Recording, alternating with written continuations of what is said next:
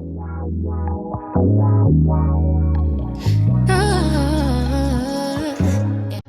Blue Gang, thank you for joining me on another episode of Blues Clues. Today I'll be helping you answer the question, am I too old or too stiff to increase or improve my flexibility or mobility? The short answer is no.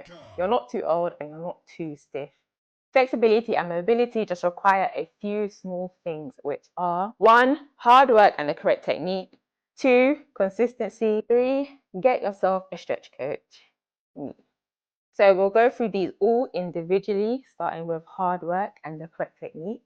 Hard work. What I mean by this is how often you are training, whether that's strength training or flexibility and mobility training. 3 times minimum a week is the effort that you should be putting in to be able to see the progress that you want. If you can do anything more than 3 times a week, then that is perfect. Don't limit yourself if you can do more. With my sessions, they are a maximum of an hour and 20 minutes. And I feel that those that I teach think that they have to do such a long-winded session when they train on their own. You don't. Those 3 times a week that you're training, 10 to 15 minutes will do you justice. I promise you, it will do a lot more than you think. I'll tell you about myself. When I'm working towards a specific goal, I train 20 minutes a day. That is it. 20 minutes a day. And I've been doing that since I started this. And it's literally got me to where I am, those 20 minutes a day. Yes, I will say that there are some days where I wake up, I will get up early in the morning, maybe 6 on the days that I can, and I will train 3 to 4 hours.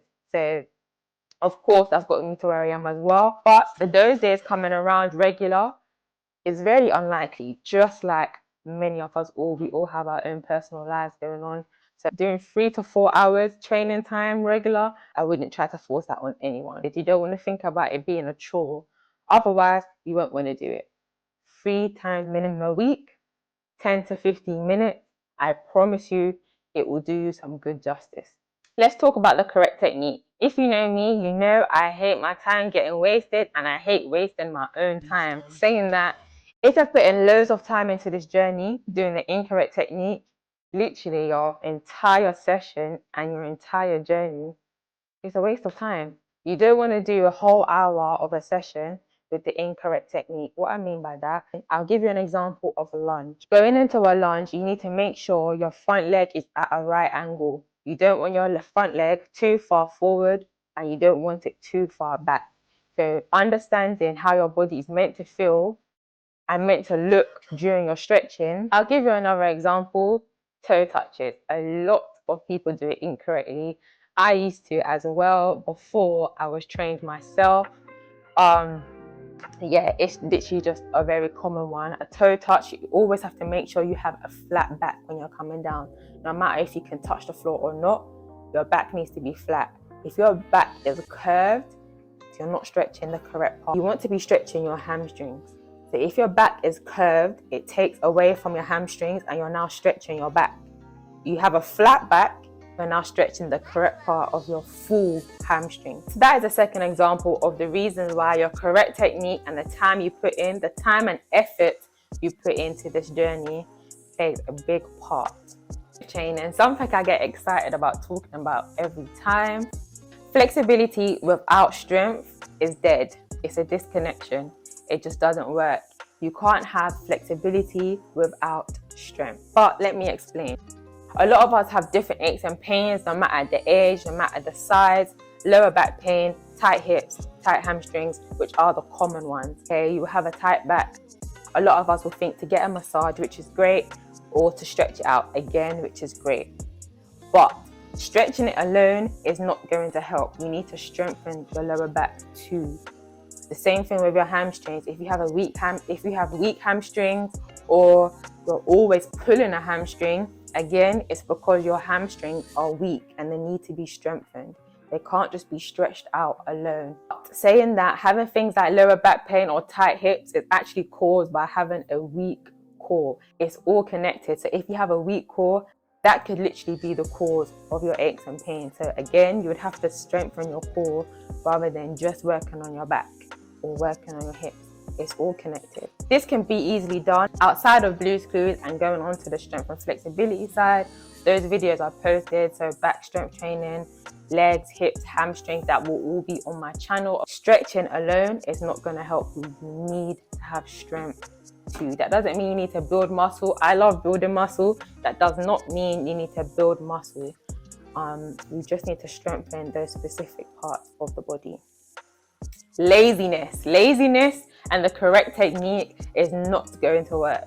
Okay, it's very easy for you to no longer be in your correct posture. You want to make sure you're continuing the correct posture and the correct technique throughout your whole routine. The laziness is not going to work. Getting yourself a stretch coach. This is great. It's just great. I even want a stretch coach sometimes. I do here and there, but not as regularly as I'd like. Obviously, I coach, but partner stretching is just amazing. Having someone being able to push and pull you in the correct poses while you have no choice but to hold them. It's also good to have someone to look over you, especially when I said those days where you do feel lazy and you have someone watching over you. It's very easy for them to just remind you, okay, tuck your leg back in, or okay, stand up straight. Same thing with having equipment, which I advise everyone to get. Yoga blocks and stretch bands are my favorite ones to use. They can either increase or modify a drill. So I suggest everyone to invest in them. And again, it's the same thing. Being able to use them properly will do a lot for your journey. Yes, it can be very, very painful. It's painful for me too, even at the stage that I am at. But regardless of the pain, it is very beneficial. I must say my biggest achievement is I am not naturally flexible. No, I was not born this way. Yes, I trained very hard to get to where I am, which is why I say we all have to start from somewhere. What I will say is, yes, as we get older, our body doesn't feel as young and mobile as before, but that does not mean that we can't get back there.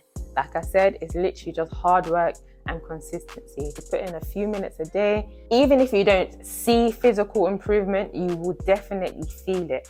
What I do teach all the time is it's not just about how you look physically after you train, but how you also feel physically, mentally too, which are the main reasons why I started this. This is what it was doing for myself, and I just feel like I wanted everybody else to feel the same. Hopefully I've answered your questions. It was quite a quick one, but again, if there are any questions, I am more than happy to answer them all. Comment them down below.